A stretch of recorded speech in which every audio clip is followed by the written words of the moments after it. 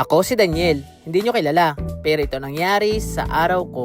Magandang buhay! Maaga nga din pala kaming umalis sa bahay at sinama ako ng kapatid ng jowa ko at may pupuntahan kami. Hindi na nga muna din kami nakauwi at isasama kami ng kapatid ng jowa ko dito sa Toyota at may kukunin lang sa sasakyan. Nasa halos 25 minutes lang naman yung biyahe sa pagpunta dito kaya napakalapit lang din sa kanila. Tatlo nga lang din pala kami pumunta dito at kapatid ko at jowa ko. Medyo nga halos pagkadating namin dito, inintay lang din namin yung agent ng kapatid ng jowa ko at dumating na rin naman at hindi na rin naman nagtagal at kinausap na siya. May mga mahahalagang bagay nga lang din sa kanya na pinaliwanag at pinapermahan para kahit paano ma-release na yung kanyang sasakyan. Bago na nga lang din pala kayo pumunta dito ay nakausap na ng kapatid ng jowa ko yung tao kaya mabilis na lang din talaga at puro perma na lang din talaga ang ginagawa ng kapatid ng jowa ko. Kinausap na nga lang din pala yung kapatid ng jowa ko ng agent at mga pinaliwanag din talaga yung mga nilalaman ng mga nakalagay dun sa sasakyan. Pagkatapos ang matapos magperma ng kapatid ng jowa ko ay dinala kami sa may likod at naado kasi yung bago niya sasakyan. Talaga namang nakakatuwa yung bagong sasakyan ng kapatid ng jowa ko at napakaganda at kulay itim. Bali pinaliwanag na nga lang din ng agent kung ano yung mga nakalagay dun sa loob. Halos naman yung nilalaman ng sasakyan ay halos talaga pamilyar na rin yung kapatid ng jowa ko at yung dati sasakyan niya ay ganito at nag-upgrade lang din yung kapatid ng jowa ko. Talaga namang napakaganda nung nakuha ang sasakyan ng kapatid ng jowa ko at kulay black. Kaya nga nung medyo okay na, umalis na rin kami at nagpagas kami at halos wala din talagang gas pa yung sasakyan. Medyo nga halos traffic lang din talaga sa papuntang gasolina at medyo konti na rin kasi yung gasolina. Hindi ko na nga rin pala nabidyon yung pagpapagas namin at dumiretso na rin kami at magpapalagay kami ng tent ngayon sa sasakyan ng kapatid ng jowa ko. Pagpunta nga namin dito ay pinarkin lang din ng maayos ng kapatid ng jowa ko at naka-schedule na rin talaga tong palagay ng tent ngayon. Uwi pa rin kasi kami ng probinsya. Nasa halos 30 minutes lang din naman to sa layo ng bahay ng kapatid ng jowa ko kaya inintay na lang din namin dito at halos 4 hours nga rin lang talaga kami nag-intay dito sa paglalagay ng tent niya. Bago na nga lang din pala lagyan ng tent yung sasakyan ng kapatid ng jowa ko ay pinaliwanag na lang din muna yung mga scratch ng sasakyan niya at hindi pa rin kasi nabapping bago ilabas. Habang nag-iintay nga din pala kami sa pagkabit ng tent ay kumain lang din muna kami dito sa McDo at para kahit papaano man hindi ka mainip doon. Pagkatapos nga din pala namin kumain ay dumiretso na kami dito sa palagayan ng tent at inuumpisahan na rin para at halos patapos na rin pala yung paglalagay. Talaga namang napakasusi ng paglalagay talaga ng tent, halos talaga iniingatan at napakahirap din pala maglagay nito. Nung halos lahat nga ng salamin ay inalagyan na ipinaliwanag din talaga yung bawal mga gawain at bawal din munang buksan yung pinto at baka mamay madisgrasya yung pagkalagay ng tent. After nga lang din pala namin makarating sa bahay, namigay na ng balato yung kapatid ng jowa ko. Talaga namang nakakatuwa itong kapatid ng jowa ko at talaga namang halos taon-taon ay talaga namang biniblessing siya ng pera. Halos talaga napakabait niya sa pera at talaga namang pag may pera siya hindi niya natitiis yung mga kapatid niya at talaga namang binibigyan at pati nga ako yung nabibigyan din. Ito ang bilas ko na nag-aalaga ng anak niya ay talaga namang tuwan-tuwa at napakalaki ng naibigay sa kanyang pera.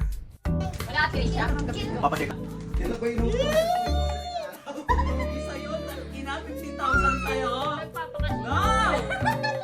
Pagkatapos ng mamigay ng pera ng kapatid ng jowa ko ay bumiyahe kayo may pabataan at nagtipon-tipon lahat yung mga kapatid niya at mga pamangkin niya dito at mga pinagbibigyan niya lahat ng pera. Bago na nga lang di pala kayo pumunta dito ay talaga nang pinagtipon-tipon yung mga kapatid niya at mga pamangkin niya lahat dito at pinapunyan dito sa may bahay niya sa Bataan. Kaya naman ito talagang kapatid ng jowa ko ay biniblessing ay talaga namang napakabait sa pamilya at sa mga pamangkin. Kaya rin talaga sa isa kaya talaga itong biniblessing ay talaga namang napakabait naman talaga at napakamatulungin sa pamilya niya. Eh ako nga itong hindi pamilya nila ay talaga namang napakabait at napapasama pa ako kung saan siya pumupunta at nabibigyan pa rin niya ako ng pera at kaya nagpapasalamat din talaga ako ng sobra sa iyo. Kaya lagi sa aking pagdadasal ay talaga naman sinasama kita na lagi kang sip sa mga pinupuntahan mo. Lalo na't minsan din talaga yung maalis kang mag-isa at nagtatrabaho. Kaya talagang habang nabubuhay tayo, huwag tayong nawawala ng pag-asa at lagi lang tayong magdarasal sa Panginoon at magpapasalamat. So yun guys, hanggang dito na lang. Thank you sa panonood. Bye-bye!